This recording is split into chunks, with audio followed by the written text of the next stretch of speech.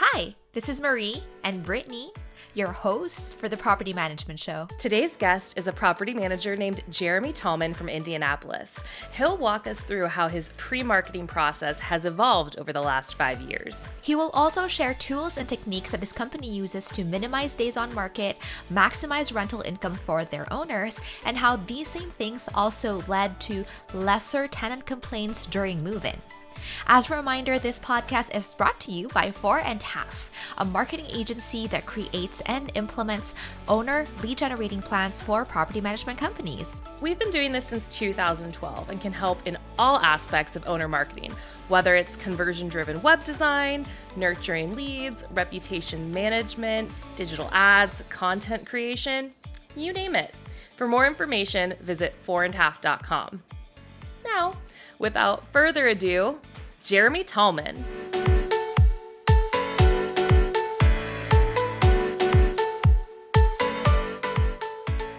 So Jeremy, thanks again for joining us today. We're obviously going to be talking a little bit about pre-marketing.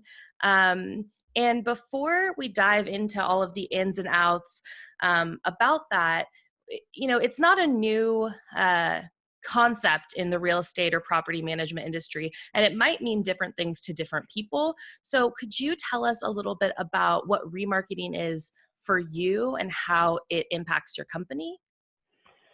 Sure. First, thanks for having me. Happy to be here. And so pre-marketing for us, I'll start kind of at a baseline. When I talk about pre-marketing, one of the things about our company, and I don't think we're unique. I know people do it different ways, but we don't show any homes prior when tenants are present. So all of our showings are done after a property's been turned and made ready. So now we used to do showings prior to tenants vacating, and we changed that several years ago.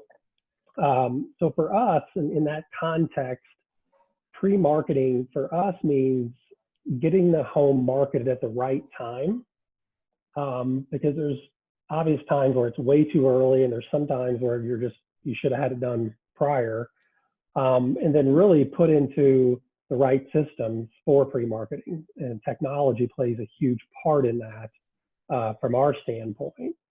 So it's giving that property the best chance to lease quickly once showings can occur. And that's what pre-marketing is to us. It's vital in our marketing process. It's something we take very seriously. Obviously, our owner clients depend on it and expect it.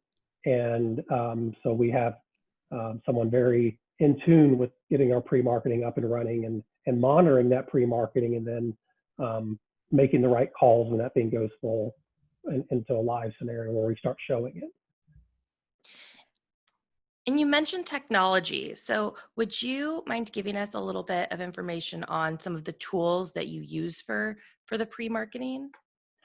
Yeah, there's one major, we use Rently. Okay, I guess I'll start there.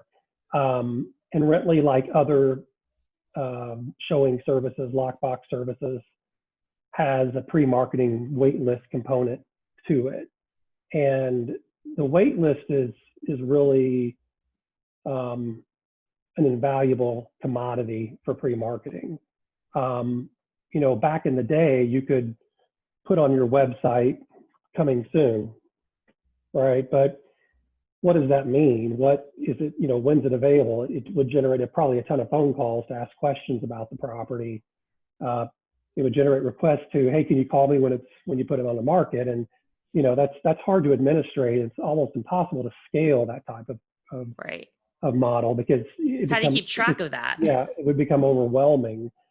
So Rently allows us to put homes on our website in a waitlist mode. Basically, it's a pre-leasing mode, and then people that are interested in seeing that home can sign up for a wait list. Now, one of the things that we're always cognizant of and meet on every week is available date. That's a huge component of pre-marketing. And you need to make sure that you're as close and consistent as possible with what is actually going to happen. So, for example, if you say, hey, we have a property that's in a pre-marketing, coming soon mode, and it's going to be available October 15th. People may build plans around that date because it's the one property they want. They're waiting on it so they can see it and apply for it. And if that gets moved a lot, then it creates a lot of frustration on that wait list. Not to mention frustration probably for your client that, why can't you get this thing done? So, so the Rently, obviously people are familiar with Rently, and I know there's other softwares out there like Tenants and other softwares out there that do this sort of thing. It allows a wait list to build in the background. We see all that, which is wonderful. We know exactly how many people are on a wait list. And then as soon as we call it turning that property on, hitting go, saying it's ready for showing, that wait list is sent notifications. Everybody on that wait list is sent a notification. They can go and see that home. Yeah. So we don't have to do anything. There's no list to maintain. There's no people to call back. Our job is to make sure that the available date is as accurate as possible, and that as soon as that property is ready, we're very proactive in getting it on the market so it can be shown. So, and Rently does have syndication that goes out as well. So we have really good success in building good wait lists for most of our properties that we pre-market. What do, if I'm a renter, what do I see when I sign up for the wait list? Are there pictures of the property? Is there just... It's really no different than a normal listing in some ways. So for example, if it's a brand new property for us, let's say we've never leased the property before, we inherited the tenant and the tenant moved out. And so we've got some pre-marketing, or the tenant has given notice rather, we have some pre-marketing that we need to do. Then we will do our best to get whatever pictures we can. At least a front photo, in some cases, we don't have interior pictures, maybe there's no archive or history of it all. But if it's a property that we've marketed in the past, we're going to put some pictures out there for people to get a general sense. Now, when it goes live, meaning people can see it, we're going to make sure the pictures are an accurate portrayal of the property. Because as property managers, we all know a turn can take 2 days, it can take 2 months, depending on what we do. So if we go in and replace all the flooring, paint all the walls, we do, replace cabinets, we're not going to use our existing marketing photos. But if all it is a quick clean and a lock change, we don't feel the need to take all new pictures because the property is basically the same as it was the last time we marketed it. So in those cases, we can use existing photos, and tenants, to answer your question, or prospects rather, they go to our website, they can look at the photos. The description will sometimes say, full description to be, we'll blow this out for people once the property goes live. And then they can just, through the Rently system, register. And I don't know exactly what fields they put in, but it's an email and probably a cell phone number. Right. The texting can go out. And then they're added to that wait list. Yeah, it's sounding a lot like it's not really just about the technology, but how you use it. So you talked a lot about processes that you have internally to make sure that, okay, we're building a wait list, but we also need to deliver on the date we said this property would go live. And so I'm curious to know, the evolution of that pre-marketing process. Like, did you have any kind of pre-marketing before you adopted Rently? How did it look like compared to how it looks like now? Well, it's different. I mean, I'll say this. I'll start to answer the question by this. I think as an industry, the technology in our industry seems to be very slow moving. I know there's a lot of people out there trying a lot of different things, and some of it's very exciting. Some of it seems cumbersome. Some of it seems disjointed. Rently and products like it, to me, are the biggest game changer we've had in our industry in the last 5 years. Now, I may be just out of the loop on some things. I don't know that I am. I know I've looked at a ton of different softwares. I've looked at a lot of different workflow management systems. There are some things working that people are working on that I think eventually can become very helpful for us. But Rently was an absolute game changer. Our pre-marketing, I went back, as I talked earlier, we don't show homes unless they're vacant or rent ready.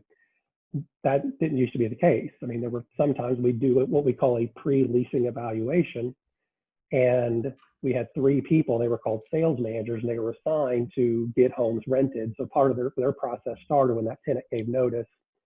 They would take a visit to the property and say, can I reasonably show this home? Like, are there boxes everywhere? Has this tenant been here 5 years? The house is going to need a complete, it's going to need a lot of work. It won't show well. And so we did show some occupied homes back in the day.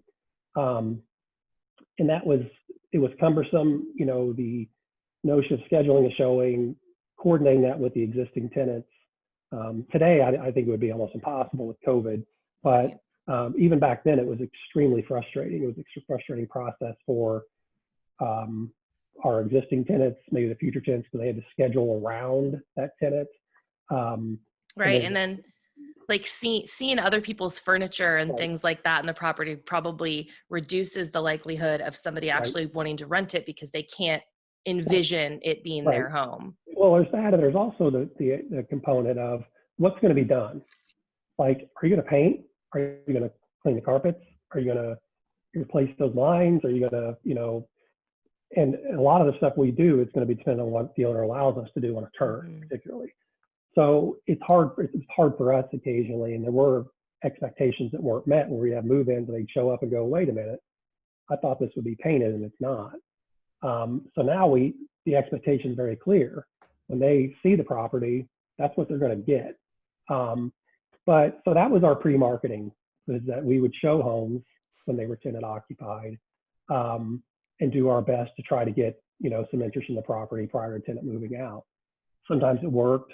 I would say in whole, it was more of a frustrating experience than a beneficial experience for us, which is why when we went to Rently, we ultimately decided it just made sense to wait. And we used the wait list because we have that power now. And we can still, deliver minimal vacancy for our clients, and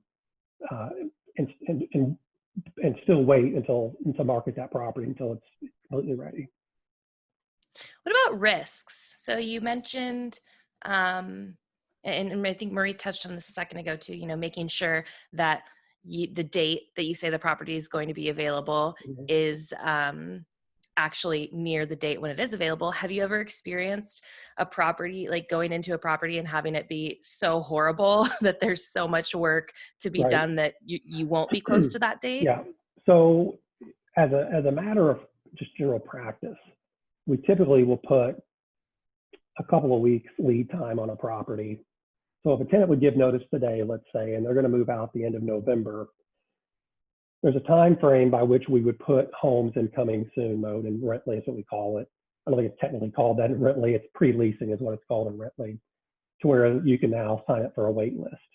And it's critical to make sure you don't do that too early, because the wait list becomes stale and people don't care anymore. They might have gone on to something else. There's a very tight window there where you're going to be able to capture a wait list. So so we typically allow 2 weeks. So if someone gave a notice to vacate in November, then we're going to put the available date when we go coming soon is around December 15th. I mean, just as a general guideline. When our property managers, how we use our property managers is they're the ones that do the turns. So they're in that property, they're coordinating with owners and contractors and getting that property ready. They're in close communication with our rental marketing manager, and she's responsible for getting those dates established very quickly. And then we meet every week because, as you know, it's a push and pull in our industry. And I know a lot of property managers struggle with this, is that you present a bid to an owner and it's like, okay, $3,000 to turn this property. Okay, well, let me review the bids and I'll get back with you. Time, and every day costs them money. And we try to be as proactive as possible. Hey, we can maybe get a secondary bid, but at the end of the day, you may save $50 on the bid, but you're losing $45 a day in rent. So let's get this property, let's get it going.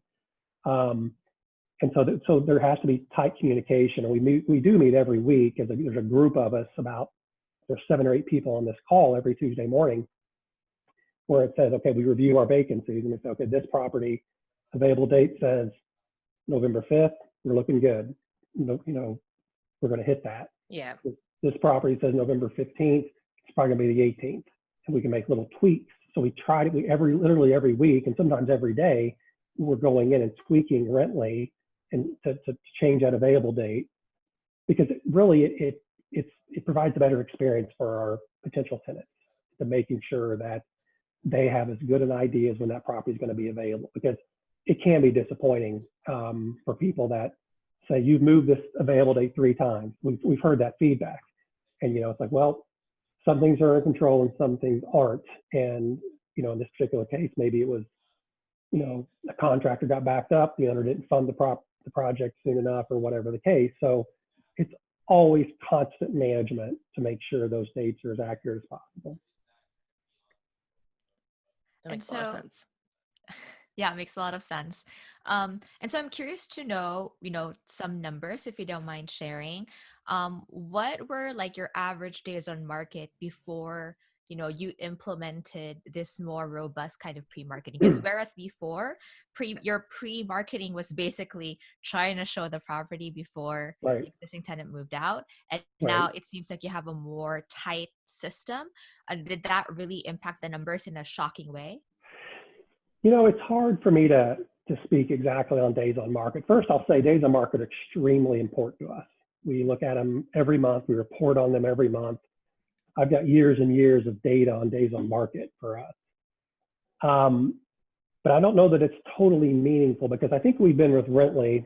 I was asking someone about this today, and I can go back and look at our contracts or whatever. I don't know if we signed a contract per se, but we've been with them for over 4 years, I think. And if you look back to the central Indiana rental market, what it was 4 years ago compared to today, it's totally different. I mean, the number of homes out there that are rentals now are just so much greater than they were back then. So our supply has really increased. Now, at the same time, we've not seen a real dip in demand either. I think there's still a really good balance out there. But and I'll say this too, Central Indiana is extremely seasonal. I mean, we manage a ton of suburban homes. They're outside the loop, which is 465 is a big loop around Indianapolis. So we manage a lot of properties that are outside that loop. They're all very school sensitive. And so as a result, our rental season begins in January, but it really ends in July when school goes back. Now, COVID has changed that. COVID had a really interesting impact on that this year. I think there's going to be a lot of studies, I'm sure, done on the impacts of COVID, and I think the rental market's going to be definitely one of them. But I can't say that we saw a massive decrease on days on market. We typically will lease homes between 20 and 30 days. That's an average for the year. And our busy season will be in the single digits consistently. In fact, I think the last 3 months we've been in 8 or 9 days on markets, what our average is. But so it's hard for me to answer that question, because I think the variables around it are all changed dramatically. I will say this, there is no question that our pre-marketing has an impact on our days on market. And I think anyone who uses this software, it's kind of fun to watch, and I don't get into the details as much as other people on our staff do, but there's plenty of examples of when we get ready to go live with a house and we see there's a wait list of 75 people, and we hit that little button that puts it in the full leasing showing status, and we're literally within minutes we will get applications, because our application link gets populated there. And there are applications because what's happened is someone has driven to the property, walked all around it. Maybe they snuck in with a contractor there or the cleaning person there to get a look at the property, but they're ready to go. And so we have a lot of days on market of 1 or 2, because we get flooded with applications on some of those really high demand properties in a high demand part of the year. So yeah, that's my long answer to your question. So it sounds like, although you feel like, improvements in your pre-marketing process and technology has a big impact on days on market. It's hard to give it a quantifiable number just because the whole market has been shifting It for has you as been. well. Yeah, it has. I mean, I would say, and again, I can look at it. Well, I haven't looked at it, but I would say an average of probably 5 days on market. But it's again, I can't say it's because of the pre-marketing. Because the market around us is just so fundamentally different than it was. Yeah, but surely doesn't hurt, does it? No, it doesn't. Well, yeah, it sounds like even if it didn't reduce the days on market, it's significantly reducing the workload on your team, right?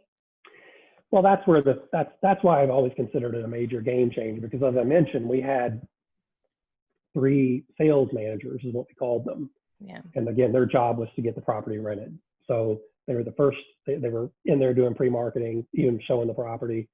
And as soon as that property was ready to be fully marketed, they were out taking pictures, writing descriptions, fully marketing the home, and then working with the owner client to provide feedback, set pricing, whatever. That's 3 full-time staff. That was 4 years ago. We're twice as big as we're now. So call it 6 people that we probably need to do that.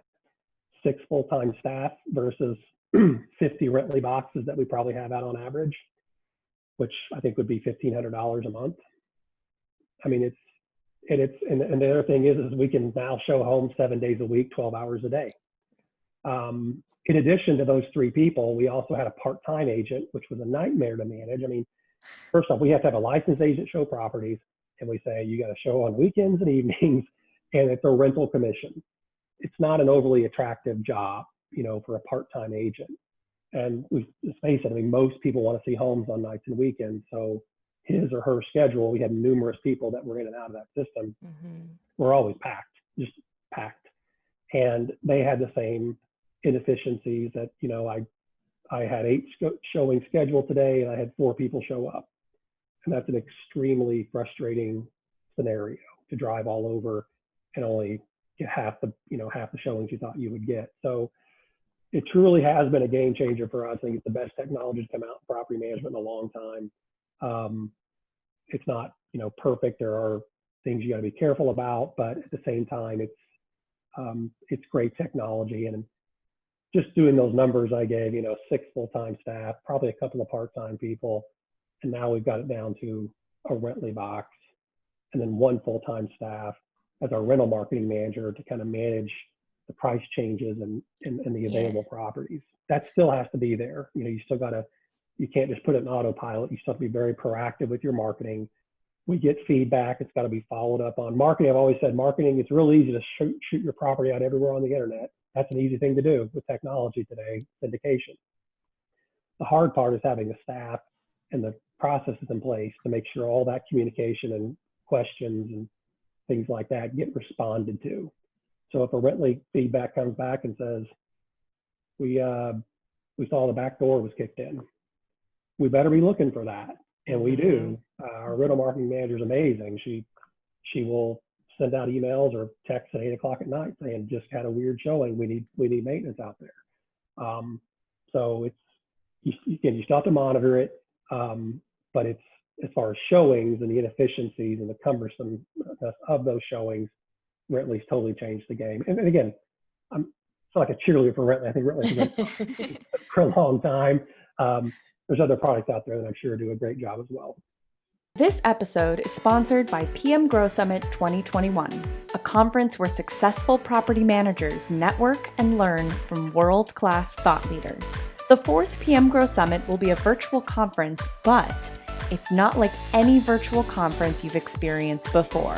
Our platform gives event participants an experience as close to an in-person conference as possible. For example, create your own personal avatar and wander the online, 3-dimensional world of the conference, where you can network, hear our expert keynote speakers, attend workshops, and more, all from the comfort and safety of your own home.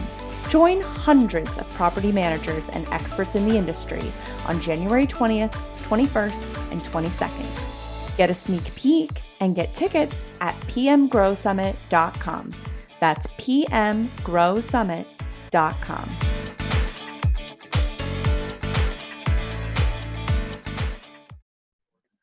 And so on the topic of syndication, you mentioned about how, technology now allows you to just hit a button and then, you can show the property everywhere.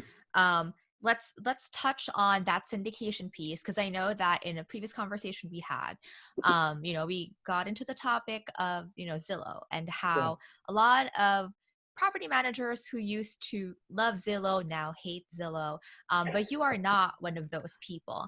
And so can you let us know Zillow's part in your pre-marketing or just, regular property marketing? Right.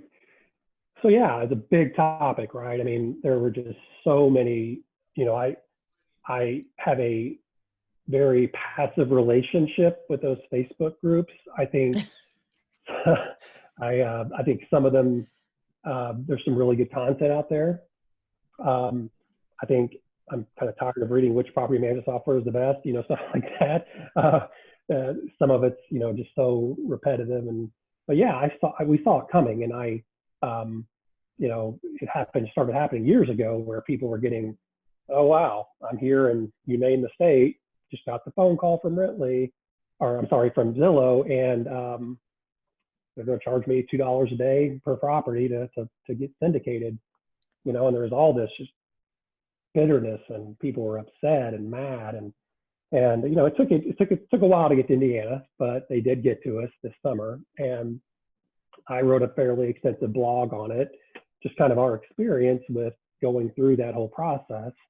Because it's one of those things you just kind of want to avoid. It's like, well, it's free, and for us anyway, and I'm sure every market's different, but Zillow was by far, and I mean Zillow being their platform of websites that they have, like Hotpads and other sites like that you automatically get when you're in Zillow. It was by far the number one marketing channel we had. We got tons and tons of leads through Zillow. So when they approached us, they did some analysis with us and realized that we had an incredible amount of volume that ran through their system, and gave us rock bottom pricing. I wouldn't disclose what that is. I don't even remember what it is, to be frank with you, but it was really, we felt like, it makes sense for us to do this. We didn't feel like we could go to our owner clients and say, we just took away your number one marketing channel for your rental properties, because we always know the most anxious time for an investor, an owner, is vacancy, because it's no money in and all the money out, and so they wanted us to do our job and make sure we get that property rented. So there was a lot of discussion with Zillow. There was a lot of discussion internally, and we just decided that we had to do it. And yeah, I know a lot of property managers decided not to do it. I think it's something I brought up in the blog, and something I'm not, ashamed of feeling or afraid to say, is I think, as an industry, some of the biggest topics you'll hear out there, and you go to the boards and see that I'm right, and I'm sure you probably already know, are fees. Like, hey, just found a new fee I can charge, and we can do this. And, and I know everyone needs to make money. We're not doing this for fun, because this is a hard business we're in. And we do need to be paid for what we do. And we're very upfront with that. It's like, we're not an inexpensive company. We're not. We say that literally. We are not your cheapest alternative at all. So if you're all looking at pricing, our pricing page is our number one hit web page outside the rental stuff by far. I mean, and it should be. I mean, your pricing page, people will go right to price. And so, we just had to make sure that we provided our owners with the best possible marketing plan possible. And sorry, I got sidetracked there totally. You want to snip that out? I went down too fast, but I was talking about, So what I was saying is that I saw a lot of threads out there that were critical of Zillow and charging. And I'll say this. I mean, the news didn't hit us like pleasantly. It wasn't like, hey, Yay. yeah, we're really happy now that we've got this free product all this time, and now we have to pay for it. And so we weren't thrilled with it, but at the same time, it's like, they're providing a really good service. And just like I think we provide a good service and we charge our clients for that service. And so we decided, it just made sense for us to move forward with Zillow and continue to syndicate. Now, without getting all nerdy and talking about totally different ways and how we have kind of mitigated some of that cost using Rently, I'll just say this: we have become smarter in how we syndicate. Because before, when it costs you nothing, it's real easy to just market as much as you want, as soon as you want. What's it hurt? Doesn't cost anything. So now we're getting much smarter on when we turn that syndication on. Rently has its own syndication within its network that's pretty powerful. It's a big enough brand now, particularly in central Indiana, where people will search the Rently network for properties. And so we do get wait lists built even without full syndication. Now, again, I won't get real technical. We have a couple different ways we can do that. But when we see either a property isn't getting traction in terms of wait list, then we're going to go full syndication to try to get as much interest in that property as possible before it goes live. But yeah, it's a big decision. It's a big expense. We had to get smarter, and we have. And our projections on what we would spend have come in under what we thought we would spend, because we have gotten smarter about when we syndicate and how we syndicate. Yeah, so you're strategizing about it. That's really we have cool. to, because it's a big P&L item all of a sudden. It's something that, when you're advertising dollars for the rental marketing side, frankly, we're basically, I mean, if as far as ad spend, we're zero, because we don't advertise, like we don't pull out Google ads or, use premium websites that we have, and we do occasionally for some of the properties that may be more difficult to rent. But when all of a sudden you're adding just all this cost into your marketing budget for rentals, you've got to create processes around it to where it makes sense. But at the same time, you're not injuring or hurting your owner client's chance of getting the property very quickly. Right. I feel like that's the tough call. It's like nobody likes being charged a new fee, but if it impacts your owners, it impacts you, because it's going to impact their happiness. And that's right. Yeah. I mean, in terms of the cost, I was curious to know, did you have to increase your prices to swallow kind of the additional cost to advertise, or did you do the numbers and you're like, we don't need to change anything, just getting less vacancies, paying for it right away? Mm-hmm. No, we didn't change any of our pricing at all. We absorbed it all. Like I said, we're on the expensive end of property managers, so we didn't want to become like a total outlier and say, well, we're going to charge you this additional marketing fee because we already charge a fairly high leasing fee, and so it just didn't make sense for us. I just couldn't in good conscience say we're going to tack on a fee for you, because plus it's just frankly hard to administrate. Because if a property leases in one day, $2, whatever. Right. Yeah. Or we're on the market for 3 months, let's say, on a really difficult property, or whatever the case, it's hard to quantify that. So we decided that now we did promote it with our owner clients, because we think it's a great thing, because a lot of our competitors did not bite the bullet. I think some of them have now. I think and you see that on some of the forums. It's like, yeah, we held out and we just had to go. We just did it. Like, we weren't getting any, yeah, we weren't getting any traction, and we just had to do it. But it's all that, there seems to be so much anger about it all. And I never got that. It's like, hey, Zillow loses money every year still, I think, collectively. They're like any other platform. They're trying to make money, and either you value the service or you don't. If you don't value it, don't sign up. And some people haven't. And maybe in some markets, it's not as big a deal. It's a huge deal for us. Yeah. But the key takeaway I got from this one is know your numbers, right? Because each property management company is different. So because you know your numbers so well, you're able to identify that, cutting off Zillow will hurt us more than help us. And knowing your numbers also allowed you to look at your old pre-marketing system and realize it's not working. You went out there, looked for better solutions. You ended up with Rently, and now it's like not only are you helping your owners get their properties rented faster, you're helping your staff be less stressed, less overworked. And the key thing is being creative too with whatever life throws at you, right? Thinking outside of the box, not just taking it for what it looks like on the surface. Right. It's one of those things that, if you have a task that always frustrates people, like it's always frustrating for people to do, then outsource it. I mean, if you can, right? And so Rently was, and I'll say this, we pushed Rently off for a very long time because we were apprehensive about, wow, we're going to let people into these properties.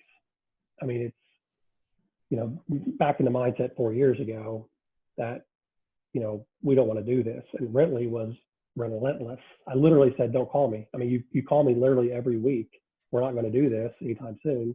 I'll call you when we're ready. And I remember walking into my business partner's office one day after reading something and seeing something. And I said, I think we're missing something here. I think we need to look at doing this.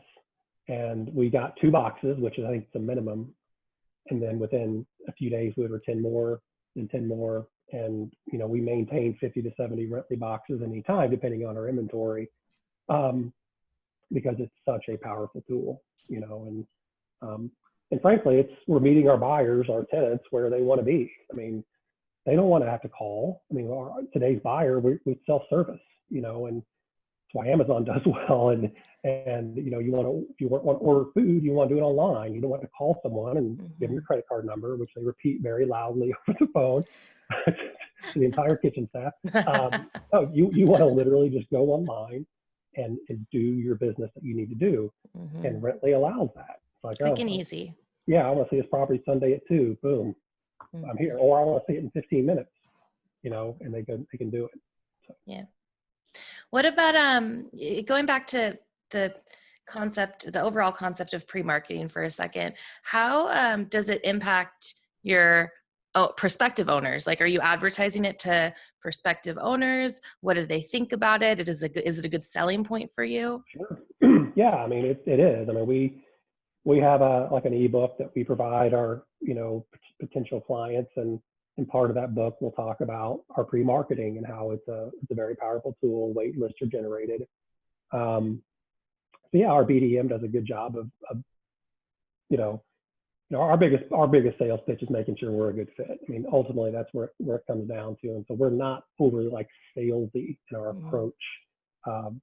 We have good sales. We do really well on that. As far as doors that we pick up each month, but we do it because we want to make sure that no one wants to get fired in a week because the expectations weren't met. And, it's just, so we're not overly salesy, but when we get to the point, what our differentiators are, or inevitably, how do you market my home? That comes up. And while we have blogs all about that, some people don't read them. So it is definitely a selling point for us, and stuff too. We have little communication points along the journey of a tenant life cycle or a lease life cycle. And so we do email the client when we put it in a coming soon pre-leasing mode, and educate them on, this is what this means, right? You're getting this. And then we also email when it goes live. And then, frankly, something else that we do with the wait list as far as with our owner interfaces is, let's say we throw a property on pre-leasing and we advertise the property for $1,000 a month. And our rental marketing manager, we're getting ready to go live with it. She logs in and says, wow, there's 80 people on this wait list. And I see that 34 people added themselves to the wait list 3 days, within the last 3 days, we're probably going to raise that price, right? Because it's like the market is either there's a big demand for this property. So we do it often. We don't get, maybe we have had complaints from prospects like, hey, it doesn't like we switched the price after they saw it. I mean, obviously, when we're on the market, and price doesn't change. It doesn't go up, I'll say. So yeah, it's something that we've done because it's just a matter of really just managing your inventory the right way and saying, I have all this demand for a property. I can see the data, so we need to raise the price. And it makes no difference at all. We still get the applications in the same time frame. I mean, it's an interesting way to market like that. Well, any final takeaways? I feel like the management is a big piece, obviously, like you said. Is there anything else that you want to leave the listeners with today? Well, I would say this. I would say, I kind of started by saying that you need to, when you pre-market, you need to get the property on at the right time. And one thing that we found is that a wait list greater than 2 weeks old, like anyone that's been on a wait list greater than 2 weeks, has probably already gone away. We actually studied this pretty carefully and did a lot of not like hundreds and hundreds of properties we analyzed, but we analyzed a bunch of properties, particularly when we went to syndication, to say, when we lease a property, were they on a wait list and for how long? And if they're on a wait list, they've typically been on that wait list for less than 2 weeks, in most cases less than a week. Because if it's been more than 2 weeks, they found something else. So don't feel pressure to get that pre-marketing on 30 days before the property is available. It just doesn't make sense in a lot of ways. Now, if you've got an oddball property that's always historically been difficult to rent, a high price property where there's going to be a smaller population of people that can rent the property, then maybe you need to make some adjustments that way. But for your main core of inventory that you're marketing, 2 weeks is enough. And you'll build a nice wait list in 2 weeks. And hopefully when you hit go, you can get it leased. Yeah.